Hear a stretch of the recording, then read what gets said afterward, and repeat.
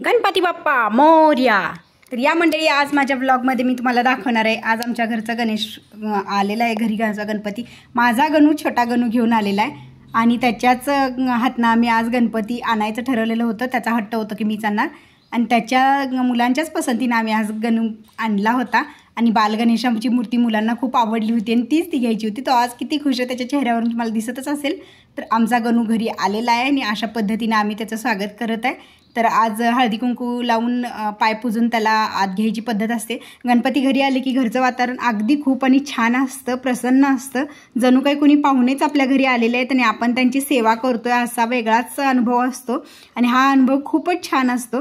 तर अशा पद्धतीनं गणपती घरी येणं यासाठी आपण 8 दिवस आधी झटत असतो आणि नंतरही 8 दिवस आपण ह्यासाठी प्रयत्न करत असतो की त्याची सेवा व्हावी, छान व्हावी आपल्या हातून आणि त्याचं व्यवस्थितपणानं आपण सगळं नीट पार पाडावं। तर अशा पद्धतीनं गणेशोत्सव आपण साजरा करतो महाराष्ट्रात आणि इतर ठिकाणीही अशा पद्धतीनं भरपूर चांगल्या प्रमाणात गणपती साजरा केला जातो। आणि आज आमचा गणू घरी आलेला आहे आणि अशा पद्धतीनं छोटा बालगणेश असल्यामुळे तो निरंजनला व्यवस्थित घेता आलेला आहे। मीच गणपती घेणार असा हट्ट असल्यामुळे त्याच्या हातूनच आज गणेश मूर्ती घेतलेली आहे आपण आत आणि त्याचे वडील आणि तो दोघंही मिळून आज गणेशाची स्थापना करतायत। तर योग्य ठिकाणी व्यवस्थितपणानं तो गणेश ठेवलेला आहे आणि इथून पुढं आता त्याचे पप्पा बाकीचं सगळं आवरून घेणार आहेत। तर त्यांनी गणेशाची व्यवस्थित मूर्ती व्यवस्थित ठेवलेली आहे। अशा पद्धतीने त्याच्या अंगावरती वस्त्र घातलेलं आहे आणि छान असा आमचा गणेशा नटलेला आहे, छान दिसतोय। तर थोड्याशा लाईट इफेक्टमध्ये तो कसा दिसतोय हे मी तुम्हाला दाखवते।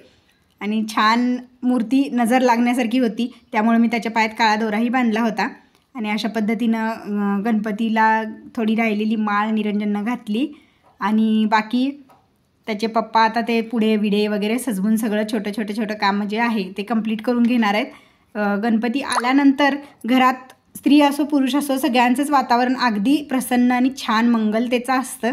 तर अशा पद्धतीनं इतकं छान घरचं वातावरण होतं की अगदी मन प्रसन्न होऊन गेलं होतं आणि त्याचे वडील पण आले होते, त्यांनी पण ते मदत मला थोडी केलेली आहे त्याच्या कामामध्ये।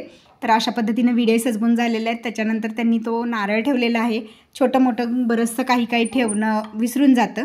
तर गणेशाला आम्ही लाल फूल वाहिलेलं आहे आणि गणेशासोबतच मी स्वामींना कसं विसरू शकते, स्वामी तर पहिल्यापासून मला घरी आहेत माझ्या, त्यांना पण मी लाल फूल वाहिलं आहे आणि अशा पद्धतीनं दुर्वा वगैरे वाहून आमचं मेन प्रसाद तर राहिला, मोदकांचा प्रसाद आणलेला तो पुढे ठेवलेला आहे मी आणि अशा पद्धतीने आम्ही आता आरती केलेली आहे। आरती पण त्याच्या हातूनच केलेली आहे। आम्ही तिन्ही मुलांना मान देतो प्रत्येक वेळेला आणि त्याच्या हातनं आरती झालेली आहे आणि अशा पद्धतीने आम्ही आरती करून घेतोय।